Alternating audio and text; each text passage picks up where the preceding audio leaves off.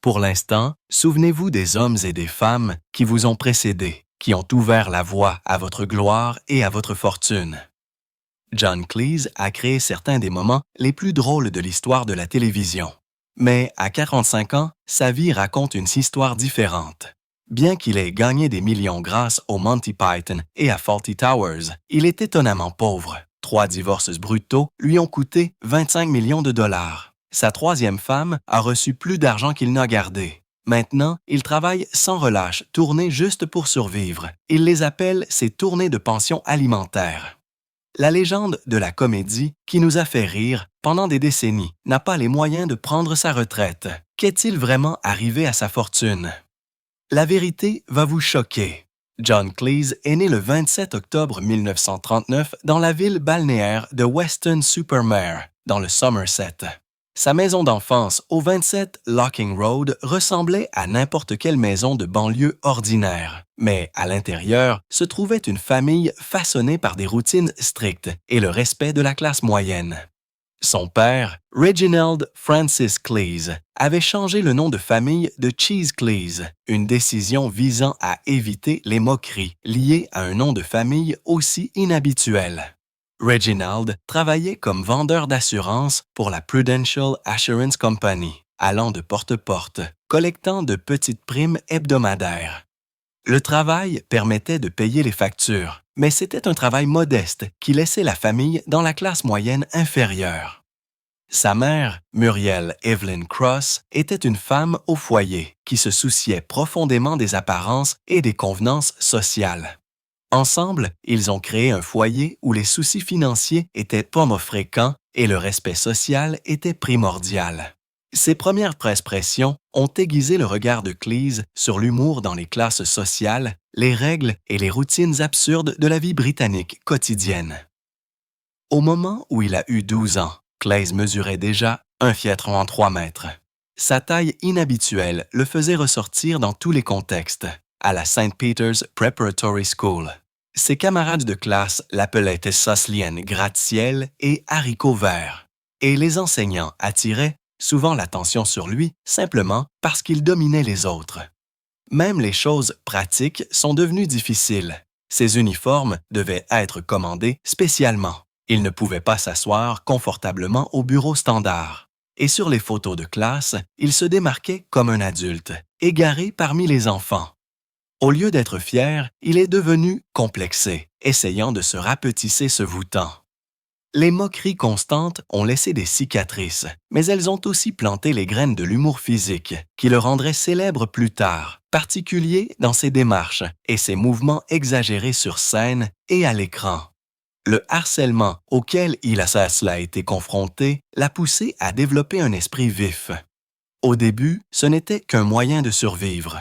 Une remarque bien placée ou une blague intelligente pouvait inverser la situation et même faire rire ses tours menteurs. Il s'entraînait à répéter des répliques et des expressions devant le miroir de sa chambre jusqu'à ce qu'il puisse les prononcer avec un timing parfait. Sa mère craignait que sa langue acérée ne lui cause des ennuis, mais son père y voyait discrètement un outil de survie. Avec le temps, Cleese est devenu habile à lire l'humeur des gens et à savoir exactement quand une blague pouvait adoucir une situation. Ce qui avait commencé comme une défense est devenu sa plus grande force. 1953, Cleese a été transféré à Clifton College à Bristol, une école prestigieuse où il a caché ses insécurités derrière un masque de réussite. Il excellait latin, grec et littérature anglaise et est devenu un bon lanceur de cricket, trouvant enfin un endroit où sa taille lui donnait un avantage. Il a été choisi comme chef de sa maison et est devenu membre de l'Elite Foint Club, réservé aux meilleurs élèves de l'école. Pour tout le monde, il ressemblait à l'élève modèle, intelligent, confiant et talentueux. Réalité, il se sentait comme un étranger, craignant que les origines modestes de sa famille ne le distinguent de ses camarades de classe plus riches.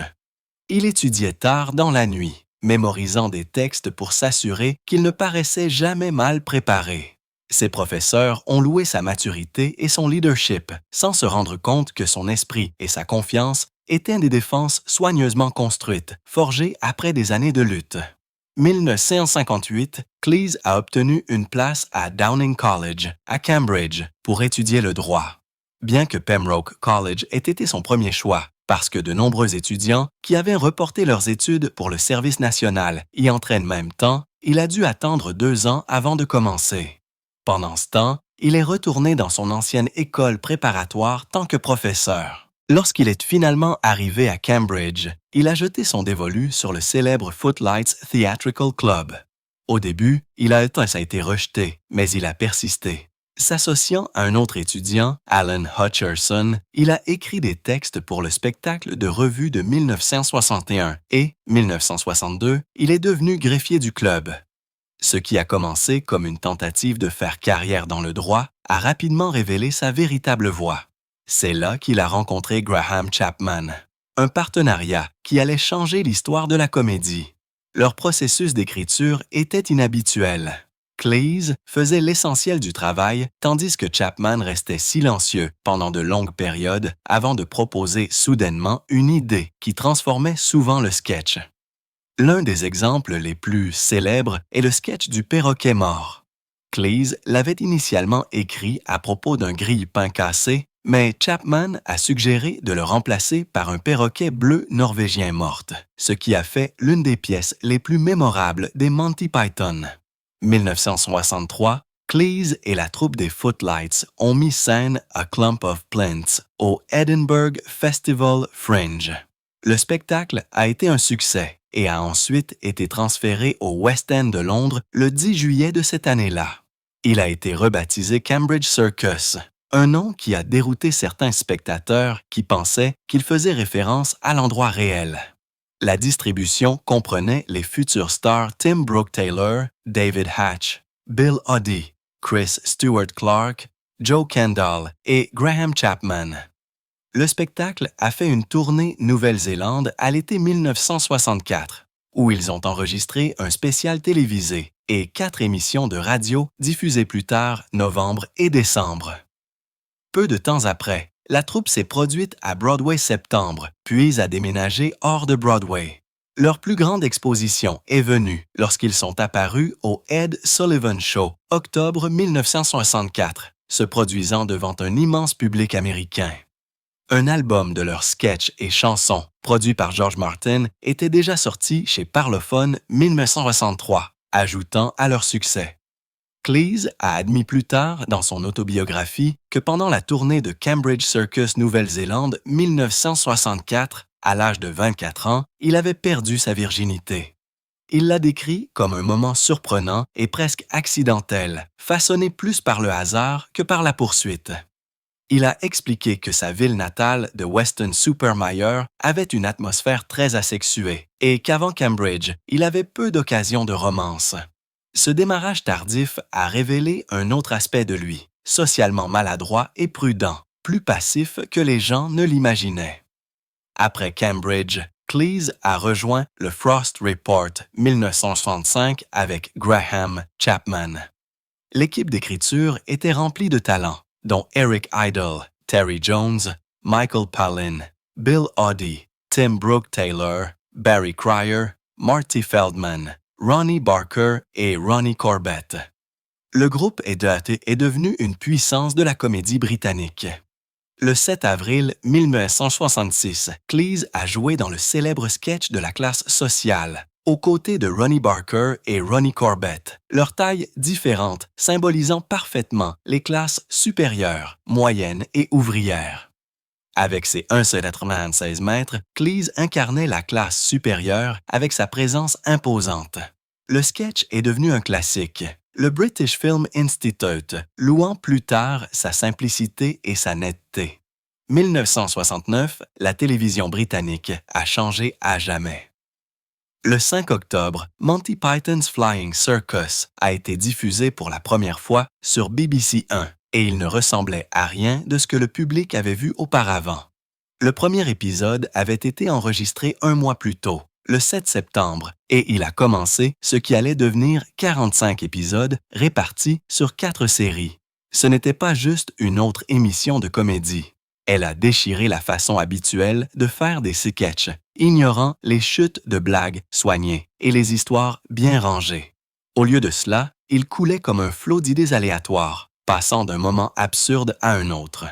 Le groupe avait une rare liberté créative, et ils l'ont utilisée pour tester jusqu'où la comédie pouvait aller. Les gens ont plus tard comparé leur impact à ce que les Beatles ont fait pour la musique.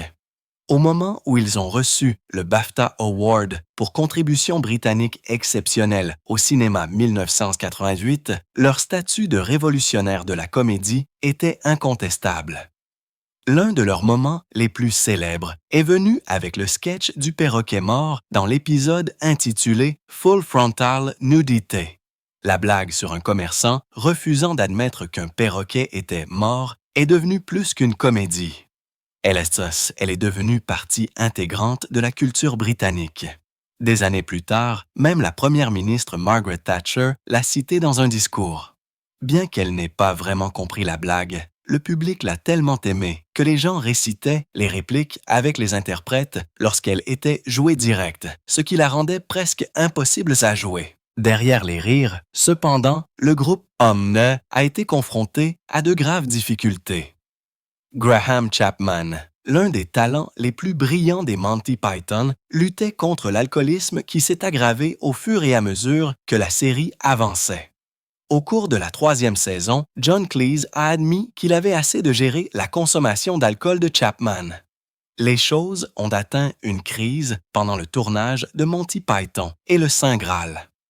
Chapman souffrait de delirium tremens, une affection dangereuse qui frappe les gros buveurs qui s'arrêtent soudainement.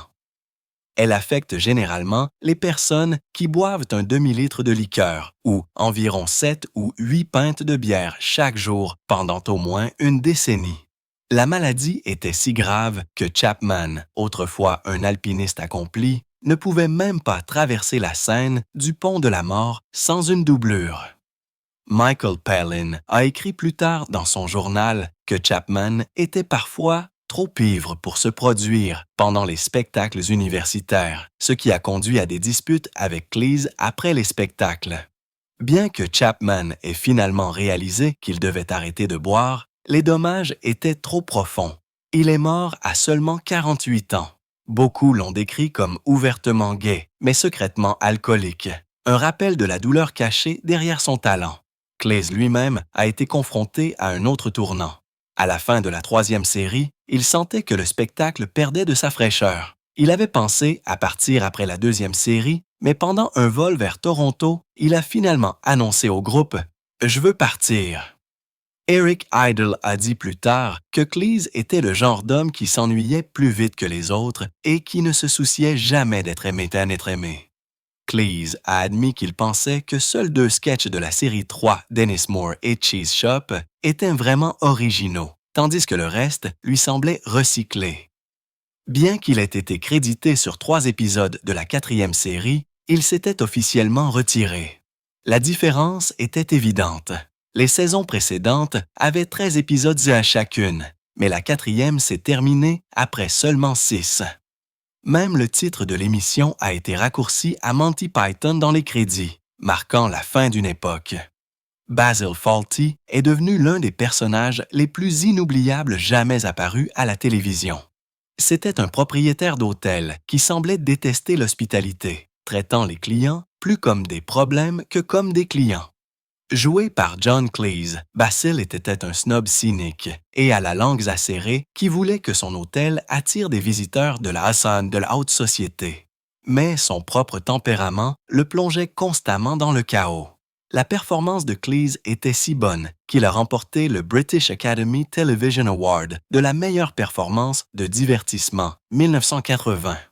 2001. Channel 4 a organisé un sondage qui a classé Basil comme le 2e plus grand personnage de télévision de tous les temps, battu seulement par Homer Simpson. Ce qui le rendait si mémorable, c'était la façon dont il transformait les défauts humains ordinaires une comédie sauvage.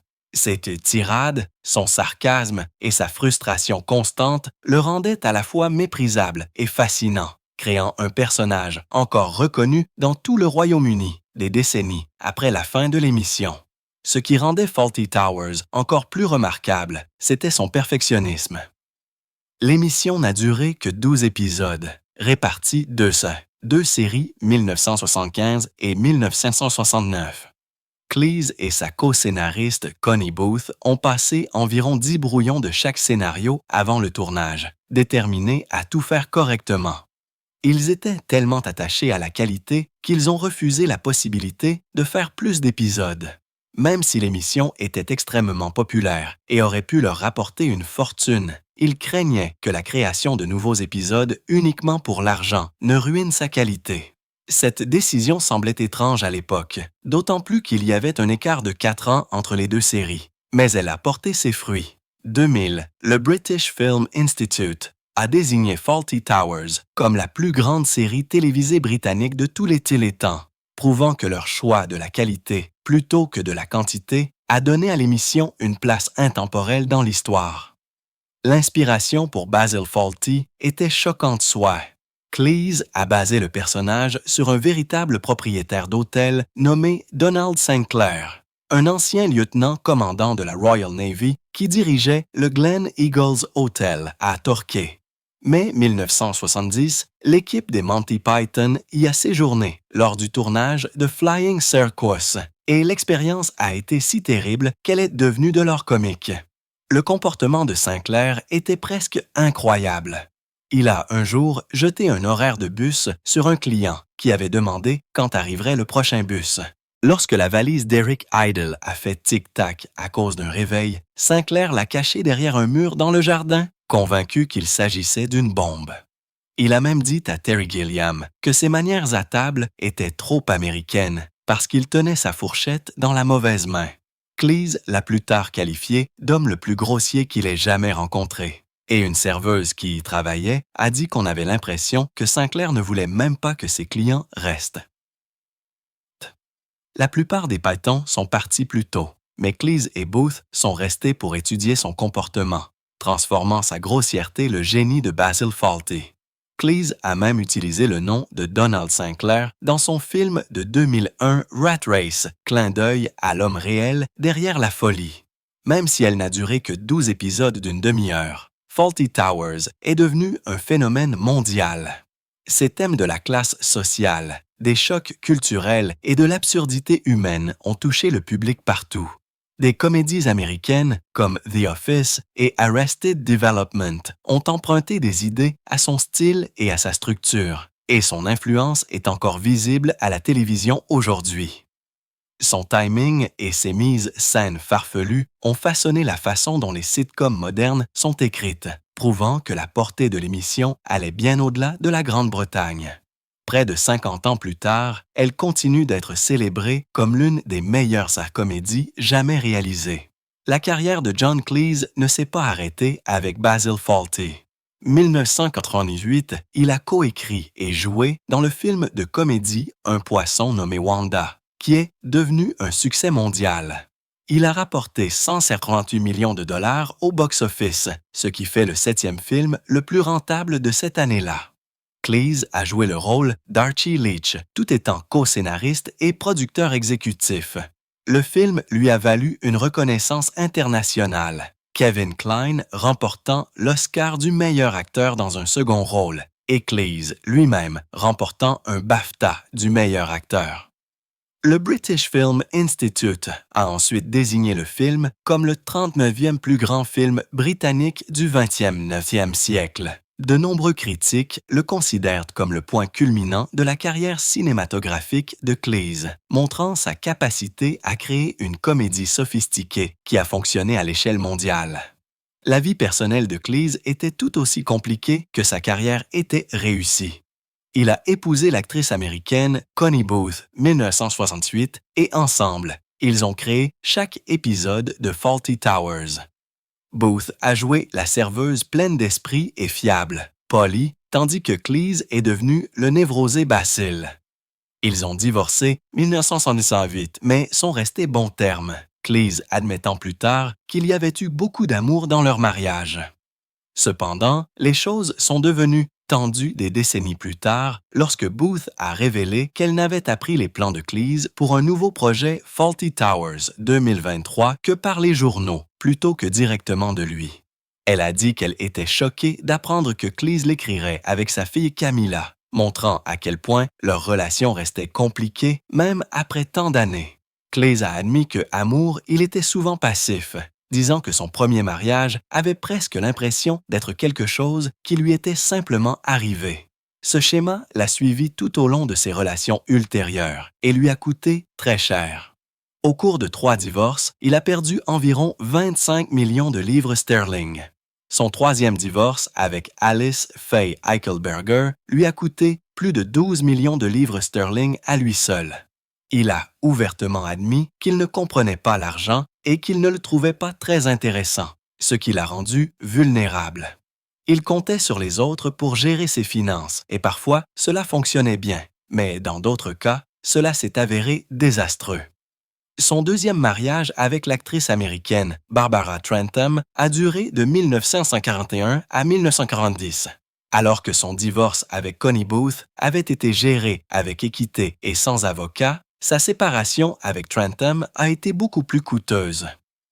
Cela a marqué le début des luttes juridiques et financières qui allaient s'aggraver encore plus lors de son 3e mariage.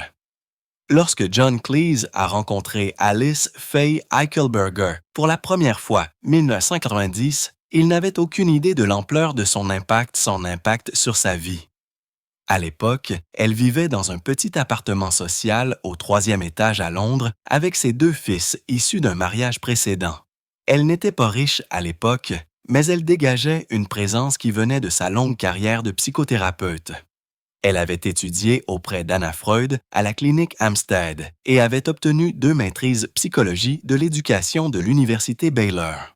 Elle pratiquait également depuis plus de 30 ans, ce qui lui conférait une connaissance approfondie de l'esprit humain. Au début de leur relation, elle a averti Cleese qu'elle avait ce qu'elle appelait un cœur noir et a même dit qu'il le verrait s'il osait la quitter un jour. À l'époque, cela ressemblait à un commentaire étrange, presque enjoué. Plus tard, il deviendrait clair que c'était l'avertissement le plus honnête qu'elle lui ait jamais donné. Ils se sont mariés le 28 décembre 1992 et sont restés ensemble pendant 16 ans. Ces années auraient dû être parmi les meilleures de la vie de Cleese. Sa carrière était à son apogée avec Monty Python et Fawlty Towers, déjà ancrés dans l'histoire, et des films comme Un poisson nommé Wanda lui rapportant des millions de droits d'auteur. Il a bâti une fortune pendant ces années, achetant une belle maison à Holland Park, à Londres, sans hypothèque, et ajoutant des propriétés à New York et Californie. Pourtant, malgré toute cette richesse, la réalité du mariage était très différente. Alice Faye n'a presque rien contribué financièrement. Cleese lui-même a fait remarquer plus tard « Je me suis bien sorti. Imaginez ce que j'aurais dû payer si elle avait contribué quoi que ce soit. » La vérité est que pendant 16 ans, il a inconsciemment bâti un empire qui serait plus tard divisé de l'une des manières les plus douloureuses imaginables. Lorsque leur mariage a pris fin janvier 2008, le règlement du divorce a été brutal. Cleese a été contraint de céder l'équivalent d'environ 20 millions de dollars. L'accord comprenait 8 millions de livres sterling espèces et actifs, un appartement à New York, une maison de 2 millions de livres sterling à Holland Park et la moitié d'une maison de plage à Santa Barbara. Plus de cela, il devait effectuer des paiements annuels entre 600 000 et 900 000 livres sterling pendant 7 ans, jusque 2016. Les chiffres étaient stupéfiants. Le résultat a été qu'Alice Faye est devenue plus riche que Cleese lui-même, même s'ils n'avaient pas d'enfants ensemble et qu'elle n'avait joué aucun rôle dans la création de son succès. Cleese a admis avec frustration. Ce que je trouve si injuste, c'est que si nous mourions tous les deux aujourd'hui, ces enfants recevraient beaucoup plus que les miens. Les lois californiennes sur les biens communautaires avaient permis ce qu'il a décrit comme un massacre financier. Cela a brisé ses plans de retraite et l'a poussé à reprendre le travail dans ses 70 ans. Avant le divorce, la maison de Cleese à Holland Park était un symbole de tout ce qu'il avait gagné grâce à des décennies de comédie. Après cela, ce rêve a disparu. Il a été contraint de déménager dans un appartement modeste à Sloane Square avec une hypothèque. Ce n'était pas seulement une nouvelle adresse, c'était la perte de sécurité et de stabilité pour laquelle il avait travaillé toute sa vie. Il a admis plus tard que malgré une valeur estimée à environ 20 millions de livres sterling, il ne possédait ni maison ni même voiture. « Je suis étonnamment pauvre », a-t-il avoué. Le stress est devenu si lourd que Cleese a dit qu'il avait des pensées suicidaires et qu'il avait même cherché un traitement dans une clinique après le divorce. Pour faire face au choc financier, il a créé ce qu'il a ouvertement appelé la tournée de pension alimentaire. Elle a commencé à Cambridge le 3 mai 2011 et a traversé des villes comme Birmingham, Bath, Liverpool, Oxford, Leeds, Édimbourg et Glasgow, se terminant à Bristol. À 71 ans, au lieu de se reposer à la retraite, il parcourait le monde pour rembourser son ex-femme. Les critiques ont remarqué son épuisement. Le Times a décrit le spectacle comme parfaitement agréable, mais manquant de l'étincelle qui l'avait rendu célèbre.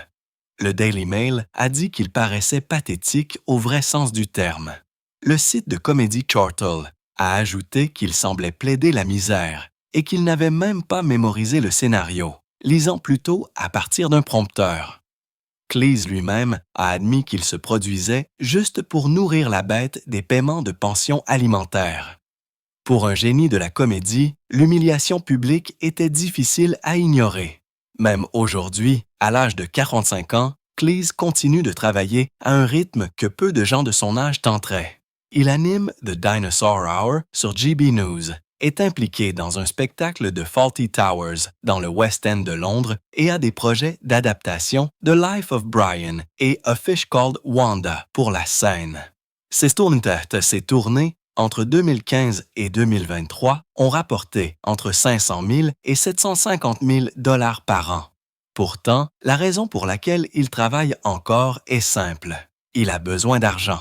Il a été honnête à ce sujet, disant « Eh bien, vous avez tout à fait raison, mais il n'y a qu'une seule personne responsable de cela. » Lorsqu'on lui a demandé pourquoi il continuait à travailler si tard dans la vie, dans l'un de ses rares gestes de sécurité, il a donné son appartement de Chelsea d'une valeur de 1,25 million de livres sterling à sa quatrième épouse, Jennifer Wade, une créatrice de bijoux de 31 ans sa cadette, qu'il a épousée 2012. Il a expliqué qu'il voulait qu'elle se sente sécurité. « Je l'ai fait pour qu'elle se sente sécurité. » La chose la plus triste de notre monde est le nombre de femmes qui se sentent en danger. Ce n'est pas une bonne société. L'appartement représentait une grande partie de ce qu'il lui restait et il a admis que ce choix lui laissait peu de choses à lui. Pourtant, pour lui, cela valait la peine si cela apaisait ses inquiétudes.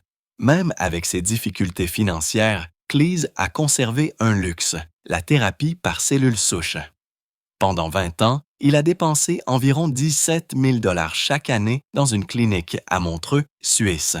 Les traitements, qui lui ont coûté environ 340 000 $ au total, impliquent des cellules qui réparent les zones du corps se transformant, ce qui est nécessaire, du cartilage au tissu hépatique. Cleese pense qu'ils l'ont maintenu plus jeune et a dit « Si vous vous achetez quelques années supplémentaires, je pense que cela vaut la peine. » Il attribue à la thérapie la raison pour laquelle il n'a pas l'air mal pour 84 ans. Mais l'argent et les traitements n'ont pas allégé le poids de la perte. Cleese a admis se sentir déprimé, voyant de plus de ses amis décédés. Il a nommé Jeffrey Palmer, Joan Sanderson, Ken Campbell et Bernard Cribbins comme quelques-unes des personnes qui lui manquaient profondément. Chaque fois que quelqu'un se présentait et que je pensais « Sont-ils encore vie? Morts? » Et j'ai commencé à être un peu déprimé, et c'était juste de la perte fait. Il a averti qu'atteindre vos 80 ans apporte une vague de pertes auxquelles personne ne peut vraiment se préparer. Tant que l'un des derniers membres survivants des Monty Python, il ressent la lourde tâche de porter leur héritage, tout regardant ceux qui ont partagé le voyage disparaître. John Cleese a été confronté à plus d'une alerte au cancer dans sa vie. La plus récente remonte à juin 2020, lorsqu'à l'âge de 80 ans, il a subi une intervention chirurgicale pour retirer une tumeur cancéreuse de sa jambe. Il a traité le moment avec son humour noir habituel, disant aux fans sur Twitter qu'il s'agissait d'une opération mineure et plaisantant sur le fait qu'à son âge, ce genre de choses semblait arriver chaque semaine. Son chirurgien a ajouté à ce moment, citant une réplique de Monty Python et le Saint Graal, disant à Cleese « Ce n'est qu'une égratignure ». Ce n'était pas la première fois qu'il était confronté à la peur du cancer. 1996, bien que certains rapports disent que cela pourrait avoir été dans les années 1960, il a eu une alerte au cancer de la prostate qui l'a profondément sensibilisé à la fragilité de la vie. À partir de ce moment-là, il a souvent dit qu'il vivait comme s'il pouvait disparaître à tout moment. L'ablation de la tumeur de sa jambe a été décrite comme mineure, mais elle a marqué un point important dans son parcours de santé. Sa capacité à parler de manière pragmatique a montré non seulement son humour, mais aussi son acceptation de ce qui accompagne le vieillissement. Interrogé sur la vie dans ses 80 ans, Cleese se tourne souvent vers les mots du romancier américain Philip Roth, qui a écrit un jour que la vieillesse est un massacre. Cleese avertit que peu importe les préparatifs, rien ne peut pleinement préparer quelqu'un à l'expérience d'atteindre ce stade de la vie. Aujourd'hui, à 85 ans, il explique que le vieillissement ne consiste pas seulement à faire face à des problèmes de santé comme le cancer, les vertiges ou le besoin de traitement par cellules souches, mais aussi à porter le poids émotionnel de la perte. Il parle ouvertement de la façon dont le rétrécissement de son monde, la perte d'amis et de collègues, la perte d'énergie pour faire des choses autrefois considérées comme allant de soi peuvent sembler accablants. Le mot massacre résonne lui parce qu'il ne suggère pas un lent déclin, mais plutôt les façons brusques et soudaines dont la vie peut changer. Cleese a également parlé franchement de la dépression. Dans une interview accordée au Times, il a admis que la mort de ses collègues et amis comiques l'avait profondément ébranlé. Il a cité des noms comme Jeffrey Palmer, Joan Sanderson, Ken Campbell et Bernard Cribbins, disant qu'à chaque fois qu'il pensait à quelqu'un, il découvrait qu'il était parti. Il a décrit ce schéma comme douloureux et a admis que le sentiment de perte s'accumulait jusqu'à devenir difficile à gérer. Pour lui, il ne s'agissait pas seulement du deuil de décès individuel, mais de la lourde réalisation de la perte de toute une génération de personnes avec lesquelles il avait travaillé et qu'il aimait. Il a même envisagé de reprendre une thérapie avec un analyste jungien, estimant que Jung avait des idées précieuses sur la seconde moitié de la vie et la conscience de l'approche de la mort. Son ouverture sur la dépression est forte et frappante, étant donné que beaucoup de personnes de sa génération évitaient souvent de parler de santé mentale. 2023, Cleese s'est retrouvé au centre d'une controverse lorsqu'il a refusé de couper la scène de Loretta de son adaptation théâtrale de La vie de Brian des Monty Python. La scène, écrite des décennies plus tôt avec Graham Chapman, montre le personnage d'Eric Idle souhaitant être appelé Loretta et avoir des bébés, tandis que le personnage de Cleese rejette l'idée comme ridicule. Lors d'une lecture à table à New York 2022, plusieurs acteurs primés aux Tony Awards lui ont dit qu'ils devraient la supprimer. Cleese a résisté, disant que pendant plus de 40 ans, il n'avait jamais entendu de plainte et que maintenant, soudain, elle était jugée inacceptable. Il a insisté sur le fait qu'il n'avait aucune intention de la couper. Certains critiques, dont Elon Musk, ont qualifié la scène d'anti-trans, tandis que d'autres ont fait valoir qu'elle montrait fait le groupe soutenant finalement Loretta. Pour Cleese, le maintien de la scène était moins une question de contenu soi et plus une question de s'opposer à ce qu'il considère comme une censure inutile. Puis, avril 2025, à l'âge de 45 ans, Cleese a prononcé l'un de ses discours les plus enflammés. Il a dénoncé ce qu'il a décrit comme des personnes sans joie qui, selon lui, ruinent la comédie. Il était particulièrement colère contre les critiques qui ont rejeté son projet de comédie musicale théâtrale d'un poisson nommé Wanda. S'adressant au Sunday Times, il a fait valoir que toute comédie est critique par nature et que l'humour vient du fait de souligner les défauts humains. Il a expliqué que les personnes qui sont toujours gentilles et coopératives peuvent être admirables, mais qu'elles ne sont pas drôles. Et que c'est dans nos défauts que la comédie trouve sa place. Pour lui, les critiques qui qualifient Silois la comédie de cruelle passent complètement à côté du sujet.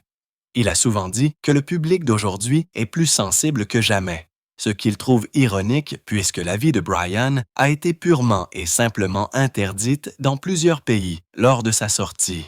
Ses commentaires montrent à quel point il s'est fermement positionné contre ce qu'il appelle les nouvelles règles de la comédie, insistant sur le fait que le rire ne devrait jamais être supprimé par la police.